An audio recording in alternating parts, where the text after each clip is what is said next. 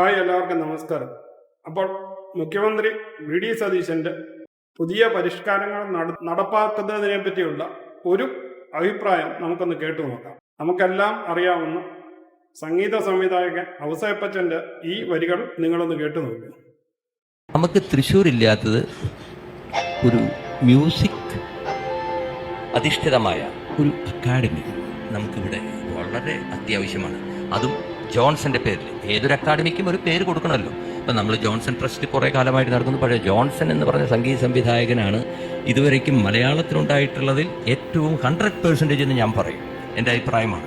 ഒരു music academy ഇവിടെ സ്ഥാപിക്കാൻ സാധിച്ചാൽ തൃശ്ശൂർക്കാരുടെ എല്ലാവിധ സപ്പോർട്ടും എല്ലാം നിങ്ങൾക്കുണ്ടാകും. ജോൺസന്റെ പേരിലുള്ള ഒരു മ്യൂസിക് അക്കാഡമി തൃശ്ശൂരിൽ വേണം എന്ന് പറഞ്ഞു. തീർച്ചയായിട്ടും അതൊരു പ്രയോറിറ്റി ലിസ്റ്റിൽ അതുണ്ടാവും. അത് ചെയ്യും. ചില കാര്യങ്ങൾ നമുക്ക് തീരുമാനിച്ചു.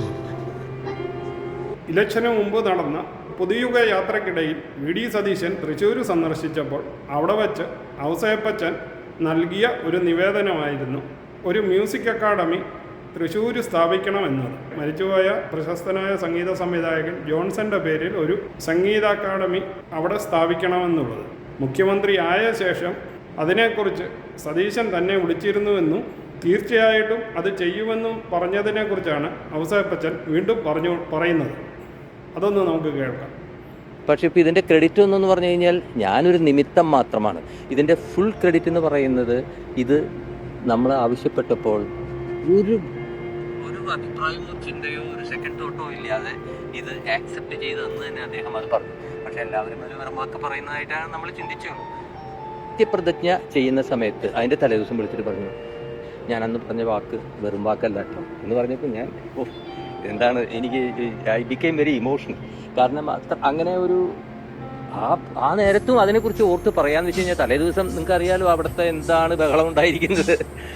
അപ്പോൾ സത്യപ്രതിജ്ഞയുടെ തലേദിവസമാണ് അദ്ദേഹം അത് പറഞ്ഞു. അപ്പോൾ എനിക്ക് മനസ്സിലായി ഇദ്ദേഹം സോ ഗുഡ് അബൌട്ട് ഇറ്റ് അല്ലേ, ഒരു നല്ല ഹ്യൂമൻ ബീയിങ് ആയിട്ട് എനിക്ക് തോന്നി.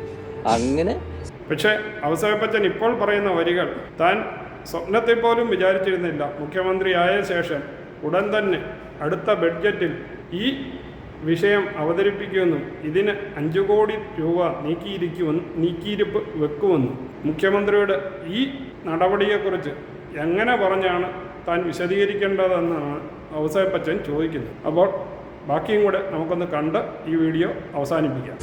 മൺമറഞ്ഞ പ്രശസ്ത സംഗീത സംവിധായകൻ ജോൺസൺ മാസ്റ്ററുടെ പേരിൽ തൃശ്ശൂരിൽ ഒരു പുതിയ മ്യൂസിക് അക്കാഡമി ആരംഭിക്കും. ഇതിനായി 5 കോടി രൂപ വകയിരുത്തുന്നു. അത് കഴിഞ്ഞു. പക്ഷേ ഇത് പിന്നെ എപ്പോഴാണ് ഇത് നടക്കുന്നത്? വല്ലപ്പോഴൊക്കെ വരുമായിരിക്കും. പക്ഷേ ഇന്നത്തെ ബഡ്ജറ്റ് കേട്ടപ്പോൾ ശരിക്കും നമ്മൾ അദ്ദേഹത്തിനോട് നമ്മളെല്ലാവരോടും നന്ദി പറയുകയാണ്. അത് എനിക്ക് തോന്നുന്നത് അത് ഇദ്ദേഹത്തിൻ്റെ ഒരു വളരെ വ്യക്തിപരമായിട്ടുള്ള ഒരു കാഴ്ചപ്പാട് ഇതിൽ വളരെ ഇമ്പോർട്ടൻ്റ് ആണ്. അദ്ദേഹത്തിന് ഇതിന് ഇമ്പോർട്ടൻസ് കൂടുതൽ തോന്നി. അപ്പോൾ മുഖ്യമന്ത്രിയുടെ ഇങ്ങനെയുള്ള നല്ല നല്ല തീരുമാനങ്ങൾക്ക് 100% പിന്തുണ പ്രഖ്യാപിച്ചുകൊണ്ട് ഇനിയും കേരളത്തിന് വേണ്ടി നല്ല നല്ല കാര്യങ്ങൾ ചെയ്യാൻ കഴിയട്ടെ എന്ന് ആശംസിച്ചുകൊണ്ട് ഈ വീഡിയോ ഇവിടെ നിർത്തുകയാണ്. വീഡിയോ നിങ്ങൾക്ക് ഇഷ്ടമായെങ്കിൽ ചാനൽ ലൈക്ക് ചെയ്യാനും സബ്സ്ക്രൈബ് ചെയ്യാനും മറക്കാതിരിക്കുക. വീണ്ടും അടുത്തൊരു വീഡിയോയുമായി കാണുന്നത് വരെ നിങ്ങൾക്കെല്ലാവർക്കും ഗുഡ് ബൈ.